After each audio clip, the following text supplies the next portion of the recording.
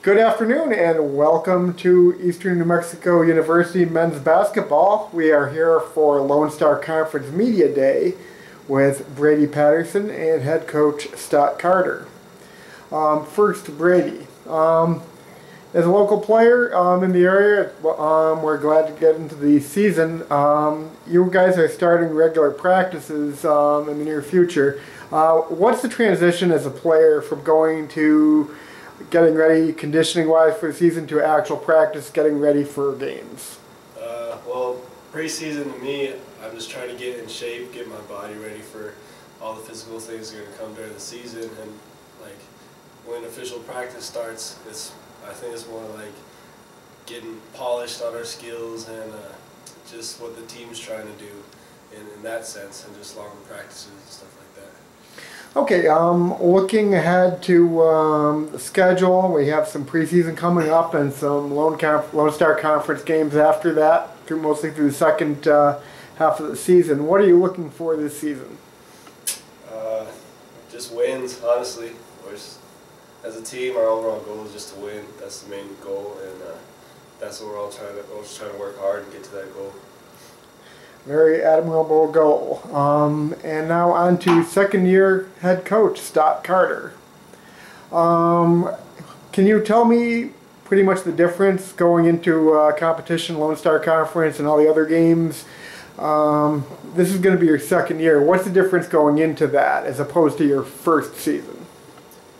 I'd say the biggest difference right now going in from last year to this year is, this year we had a little more time to know what was coming. We were able to prepare a little more for the school year in general. Last year we had a really quick transition, a really tough transition, trying to get us from losing 10 seniors and having, losing a total of 12 players. And then getting into this season, which is, the change, it's given us a whole year to prepare a lot. So it's a lot more preparation time, basically. Okay, and last year, the conference, just outstanding, one of the top, competitive conferences in the country. With, I believe, if I remember, the number 4 seed won the tournament, and, we had a bunch of teams in nationals. What will it take to get into the mix there and be competitive in the Lone Star Conference this year?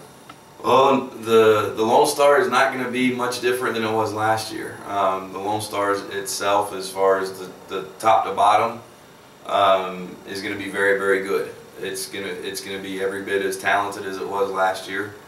I feel like the Lone Star was the best conference in the country in men's basketball. When you look at, we got to the NCAA tournament, the Lone Star went 3-1 in the first round of the NCAA tournament, and that was ultimately the one loss was against another Lone Star team. So it's very, very tough, very, very tough conference, and very, very, very good coaches, very good players. So we have to step up as a group, and we have to understand the type of competition. Last year in non-conference play, we started off and we had beaten a couple of NCAA tournament teams, and then got to the Lone Stars. It was a bit of a change. So we're expecting, this year our preseason schedule or non-conference schedule is very, very, very tough, very tough. We're on the road for pretty much everything. We're hoping to prepare for the Lone Star season. In our non-conference play, we've got a lot of good teams and in non-conference, which we're going to follow it up. And when you get into the Lone Star, you talk everybody that's considered Division II by what we're called, but the level of play is not. The level of play is definitely Division I.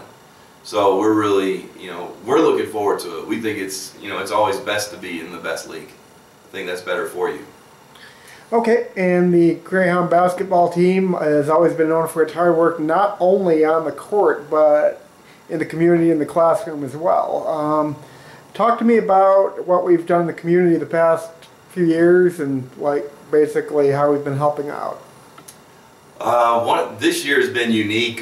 We were actually tasked, one of our former players works with the hospital here, the Roosevelt County Hospital, and we actually basically we're the staff for a fundraiser skeet shoot for them. And I mean, to date, like just since August, you know, when we restarted school, just basketball wise, just as far as the men's basketball team, we've put in over 200 plus hours of community service, whether it be it helping out with the hospital or going to the schools, helping out in different functions, whatever. Like you know, that's one of the things. That's something that's important. You have to do the right thing, and the guys have to understand what, you know, there's a bigger responsibility. One of the things that's always been, the Lone Star Conference has always helped us with that, because at the conference tournament we usually do a community service project. So that's something that's always been, you know, you can tell that's emphasized from the top down.